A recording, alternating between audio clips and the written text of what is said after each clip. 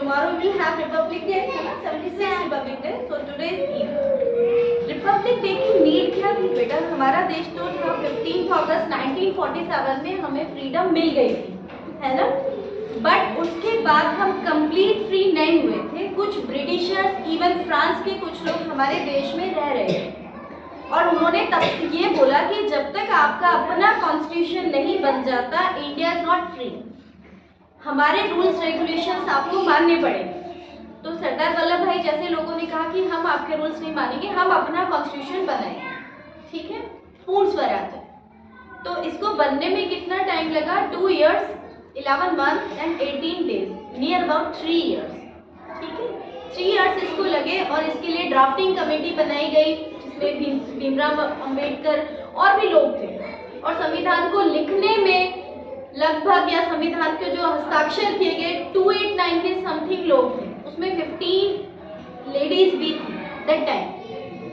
तो इन सब की एक सहयोग से हमने एक कॉन्स्टिट्यूशन तैयार किया जिसका वेट है लगभग 4 kg। उस बुक का, जिसको लिखने में 6 months लगे थे, उस बुक का वेट है लगभग 4 kg। तो संविधान की जरूरत क्यों पड़ी? और उसमें हमने अलग अलग देशों से लिए हैं, जैसे अभी आपने मौलिक अधिकार की बात की, या हमारे कर्तव्य उसमें बताए हैं, है ना। ये तो अधिकार 7 आपने सुना अभी, 18 हमारी ड्यूटीज भी हैं, 18 हमारे कर्तव्य भी हैं। और basically it is a law. Constitution क्या है? एक बुक है जिसमें लिखा क्या है कि इस सिचुएशन में हमारी क्या ड्यूटीज है और हमारे क्या अधिकार, ठीक है, राइट क्या है और ड्यूटीज क्या है। सिर्फ इन सब चीजों की मिली जुली एक बुक है जिसको कि कॉन्स्टिट्यूशन, संविधान कहा जाता है। और इसको हमने, जब ये बनकर कब रेडी हुआ था? 26 नवंबर 1949 को, लेकिन 2 months बाद इसको लॉन्च करने का या उसको अंगीकार करने का रीजन सिर्फ ये था क्योंकि 26 जनवरी 1930 को नमक सत्याग्रह हम लोगों ने किया था गांधी जी के सहयोग से, है ना। तो वही सेम डेट रखी गई क्योंकि उस दिन भी मान रहे थे और असहयोग आंदोलन भी चल ही रहा था, तो तब भी हम मान रहे थे 1930 पे कि अभी हमारा भारत काफी हद तक कुछ जो चीजें हैं वो आजाद हो गई। लेकिन 1947 में गोवा आजाद नहीं हुआ था, उसमें फ्रांस और पुर्तगाल का शासन था। तो रिपब्लिक जिस दिन भारत हुआ, आज के दिन 26 जनवरी 1950 के दिन, तब गोवा भी आजाद हो गया था और भारत एक पूर्ण गणराज्य बन गया था। लेकिन पाकिस्तान उससे अलग हो गया, ठीक है, पाकिस्तान और बांग्लादेश तब तक अलग हो चुके हैं। ये हमारा भारत है और इस संविधान जो है हमारे भारत की आत्मा है।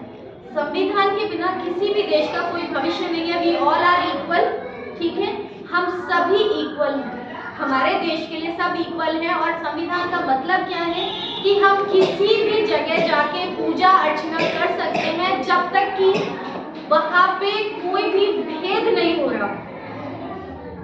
समझ के? आप पूजा अर्चना किसी भी जगह जाके कर सकते हो, लेकिन आपको ये राइट नहीं है कि आप दूसरे की भावनाओं को आहत करें। अपने धर्म की पूजा करिए, आप रैली सभा कर सकते हैं, संविधान का मतलब ये होता है, लेकिन तब तक वो दूसरे को परेशान नहीं करें, ठीक है। बेसिकली मतलब क्या है? आपके जो ड्यूटीज हैं और आपके जो राइट हैं उनकी मिलीजुली जो एक पुस्तक है उसको संविधान कहा जाता है कि आप किस सिचुएशन में आपको कितने अधिकार मिले हुए और आपकी ड्यूटी भी क्या है। आपकी ड्यूटीज भी है, अभी तो आपने अधिकार सुने ना, आपकी ड्यूटीज भी है कि आप भारत की किसी भी चीज को, किसी भी धर्म को आप गलत शब्द नहीं कहेंगे। किसी भी आपके जो राष्ट्रीय संपत्ति है, बहुत सारी राष्ट्रीय संपत्ति है ना हमारी, लाल किला हो गया, इंडिया गेट हो गया, अलग अलग जो भी हमारी ऐतिहासिक धरोहर है, वहां जाके आप ये नहीं कि कुछ भी उन चीजों को खरोचे हैं, वहां पे पत्थर लिया है, वहां पे जो चीजें लगी बोले नहीं, वो आपके कर्तव्य भी है, उनकी सुरक्षा करना भी आपका कर्तव्य है। ये सब आपका कॉन्स्टिट्यूशन है कि आपको किस सिचुएशन में क्या करना है। अगर आप उन चीजों को फॉलो नहीं करते हैं तो आपको पनिशमेंट है, आपको ये जेल भी। तो ये एक हमारा न्याय व्यवस्था है, ठीक है। हमारा देश 3 में टिका हुआ है, कार्यपालिका, न्यायपालिका, व्यवस्थापिका, है ना। न्यायपालिका जो है, अगर इन सब चीजों को कोई फॉलो नहीं कर रहा तो उसके लिए क्या है? न्यायपालिका, कोर्ट है ना। कोर्ट बेस्ड सिस्टम से है, पहले जुडिशियल कोर्ट है, फिर हाई कोर्ट है, फिर सुप्रीम कोर्ट है, समझ गए। तो ये एक पॉलिसी है इंडिया की। अब अपने राइट को भी आपको अपनाना है, राइट तो आपको मिल ही गया है, लेकिन आपको अपनी ड्यूटीज भी फॉलो फॉलो करनी है। समझ गए? ठीक है।